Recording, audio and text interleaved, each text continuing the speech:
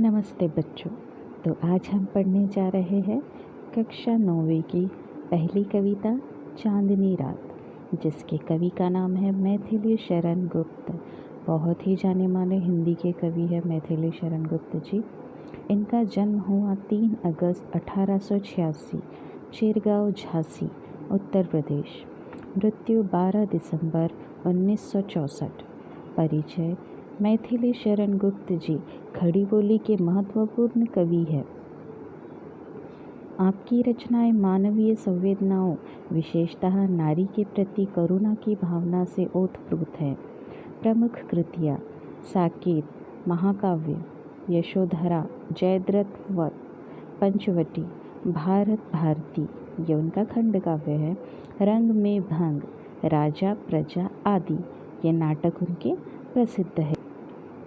तो आइए देखते हैं कविता में के पहले शब्दार्थ। पुलक, पुलक माने रोमांच, खुशी, उत्साह। कार्यकलाप, कार्यकलाप यानी गतिविधियाँ, सुबह, शाम, दोपहर, ये जो दिन में अलग अलग क्रियाएं होती है उसको कहते हैं कार्यकलाप। कुटीर, कुटीर माने झोपड़ी या कुटिया। निर्भीक, निर्भीक यानी निडर। धनुर, धनुर माने तीरंदाज, धनुर्धर जो तीरंदाजी करता है वो। कुसुमायुध, कुसुमायुध यानी कामदेव। अनंग, दृष्टिगत, दृष्टिगत यानी जो दिखाई पड़ता है वो। तो चलिए आइए देखते हैं प्रथम छंद। चारु चंद्र की चंचल किरणें खेल रही है जलथल में, स्वच्छ चांदनी बिछी हुई है अवनी और अंबर तल में। अब यहाँ कवि कहना चाहते हैं कि चारु चंद्र की, चारु चंद्र की यानी एक सुंदर, चारु माने सुंदर।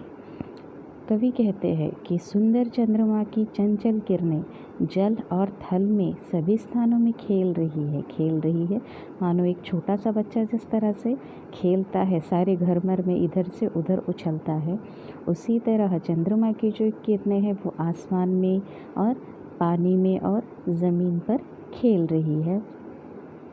स्वच्छ चांदनी बिछी हुई है अवनी और अंबर तल में। पृथ्वी से लेकर तो आकाश तक सभी जगह चंद्रमा की जो स्वच्छ, जो चांदी के जैसे बेदाग जो रंग है चंद्रमा का, वो पूरी तरह से फैला हुआ है। चंद्रमा की जो चांदनी है वह चारों दिशाओं में फैली हुई है, जिसे देखकर ऐसा मालूम पड़ता है कि धरती और आकाश मानो पूरी सफ़ेद चादर से ढक दिए गए हो, पूरी सफ़ेद चादर उसके ऊपर बिछा दी गई हो।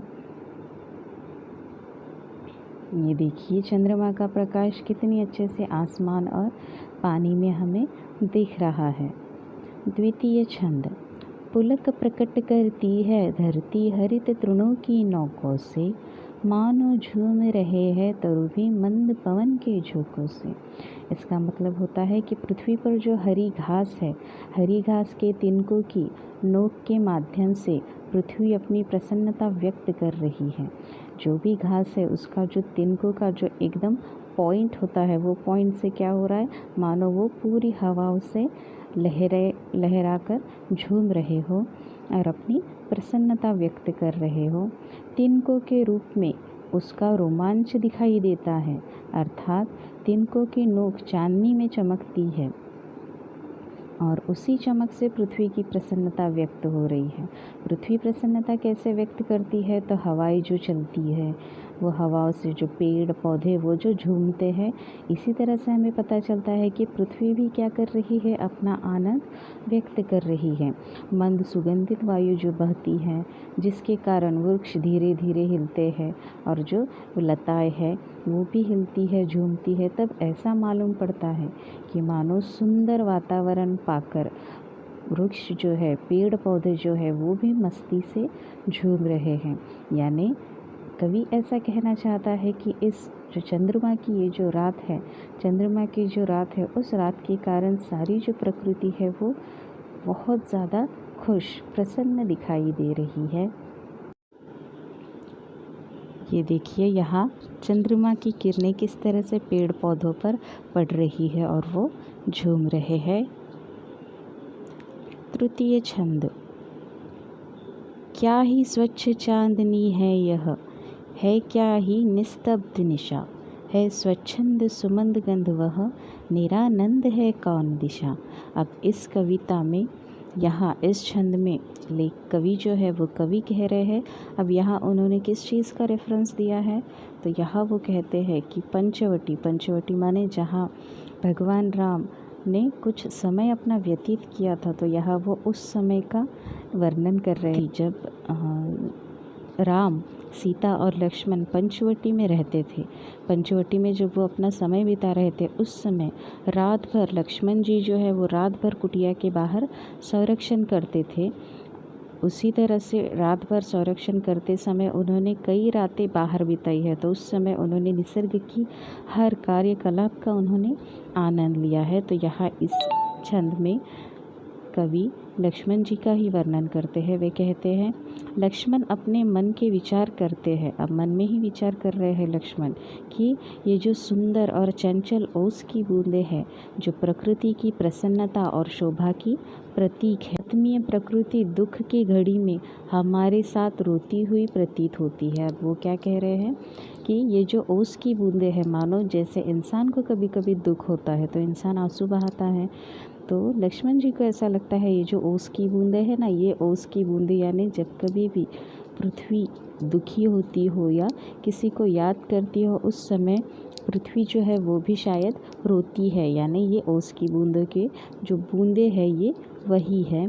वह अपना इसी ओस की बूंदों के माध्यम से वह अपना हर्ष भी प्रकट करती है, यानी हर्ष भी प्रकट करती है, खुशी भी जाहिर करती है, और दुख भी होता है तब वही उसकी बूंदें वो बहाती है।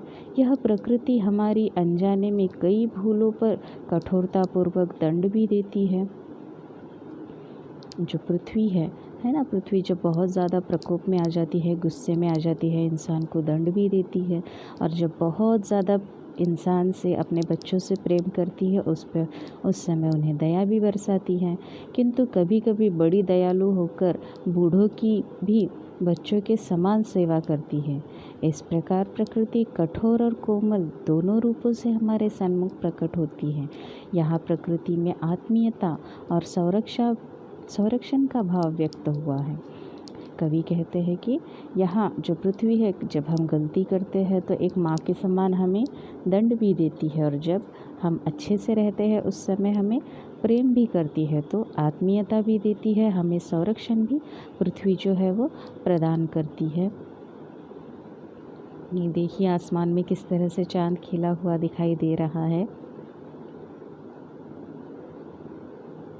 बंद नहीं है अब भी चलते नियति नटी के कार्यकलाप, पर कितने एकांत भाव से, कितने शांत और चुपचाप। अब इस कविता के छंद में कवि कह रहे हैं कि बंद नहीं है, यानी भले ही रात हो चुकी है, भले ही भले ही जो सृष्टि के लोग हैं, जो धरती पर रहने वाले लोग हैं, सारे के सारे सो गए हैं, लेकिन लोग सो जाने से ऐसा होता है कि पृथ्वी पर जो बाकी जीव जंतु है वो भी सो गए हैं? नहीं, पृथ्वी पर अभी भी जो दूसरे जीव जंतु है उनके कार्यकलाप है, चंद्रमा के कार्यकलाप है, यानी सृष्टि की अलग अलग चीज़ें जो है वो अब भी अपने कार्य में लगी हुई है। अपने कार्य करते हुए वो कैसे कर रही है कार्य? एकदम शांत और चुपचाप भाव से अपने कार्यकलाप कर रही है, बिना कोई शोर किए। यह चंद्रमा है बिखेर देती वसुंधरा मोती, सबके सोने पर रवि बटोर लेता उनको सदा सवेरा होने पर।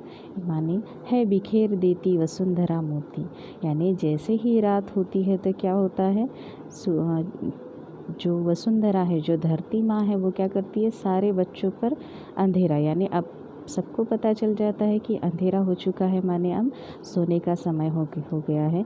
तो जैसे एक माँ अपने बच्चों को सुलाती है, वैसे ही वसुंधरा अपने सारे बच्चों को सुला देती है। और जैसे ही सूरज निकलता है तो सूरज क्या करता है, जैसे मानो जो अंधेरे की चादर है वो बच्चों के आँख पर से ऐसी चादर सरका कर क्या करता है, वो जितना भी अंधेरा होता है वो सारा अंधेरा बटोर लेता है, और जो सवेरा है वो सवेरा चारों दिशाओं में फैला देता है अपनी किरणों से। देखिए कितना सुंदर दृश्य है। चांदनी रात का। और विरामदायिनी अपनी संध्या को दे जाता है शून्य श्याम तनु जिससे उनका नया रूप छलकाता है। और विरामदायिनी संध्या को दे जाता है मतलब, और फिर जैसे ही सूरज निकलता है, सूरज निकलने के बाद धीरे से फिर सुबह होती है, फिर दोपहर होती है, फिर धीरे धीरे दोपहर के बाद का समय और फिर से संध्या आ जाती है। यानी ये जो कार्यकलाप है, सुबह निकलना, शाम होना, उसके बाद रात होना, ये चलता ही रहता है निसर्ग में और ये सदियों से चलता आ रहा है। सो इसी तरह से सूरज निकलता है, फिर सूरज अपना जो आगे का चार्ज है वो किसको दे देता है?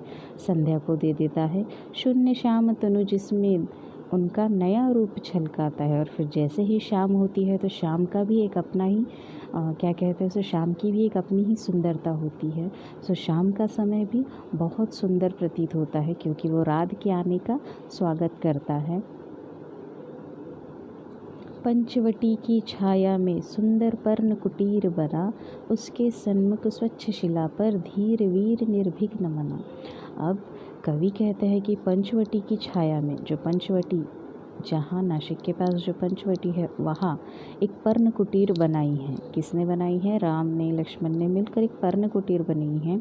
उसके सन्मुख स्वच्छ शिला पर धीर वीर निर्भीक नमना, जिसका मन अब इतनी अंधेरी रात में, जंगल की रात है, पंचवटी मतलब उस समय तो जंगल का ही एरिया था, बहुत सारे पेड़ पौधे हुआ करते थे। तो इतने घने जंगल में ऐसी अंधेरी रात में चंद्रमा की किरणों में बैठा हुआ, क्योंकि किसका संरक्षण कर रहा है? अपने प्रभु श्री राम और माता सीता का संरक्षण कर रहा है। कौन? लक्ष्मण। सो ऐसे समय में इतनी अंधेरी रात में एक शिला पर बैठकर दोनों की रक्षा कर रहे हैं। और ये लक्ष्मण ही है, जो लक्ष्मण है वही इतने निर्भीक हो सकते हैं। निर्भीक यानी किसी से भी नहीं डरने वाले। जो किसी से भी नहीं डरता तो वो कौन हो सकता है? केवल और केवल एक निस्वार्थ त्यागी इंसान हो सकता है। और वो निस्वार्थ और त्यागी इंसान कौन है? तो अपने बड़े भाई की और अपने भाभी का संरक्षण करने वाले श्री लक्ष्मण जी है। जाग रहा यह कौन धनुर्धर, जबकि भुवन भर सोता है, भोगी कुसुमा युद्ध योगी सा बना दृष्टिगत होता है। अब कह रहे हैं कि सारी दुनिया सो रही है और ये धनुर्धर कौन है? जो अपने हाथों में धनुष लिए जाग रहा है और चारों ओर देखता है कि कहीं कोई दुश्मन जो है या कोई राक्षस जो है वो आक्रमण ना कर दे अपने, जबकि सारी दुनिया जो है वो अपने भुवन में सोती है। और ये जो इंसान है लक्ष्मण जी जो है, ये सारे अपने सुख संपत्ति का त्याग करके जंगल में आए हैं अपने भाई की रक्षा करने, अपने भाई की सेवा करने के लिए। भोगी कुसुमा युद्ध योगी सा बना दृष्टिगत होता है। कैसे है ये? निस्वार्थ है, एक योगी जैसे होता है, एक संत जैसे होता है, मानो योगी जैसे साधना कर रहे हो। किस चीज़ की साधना?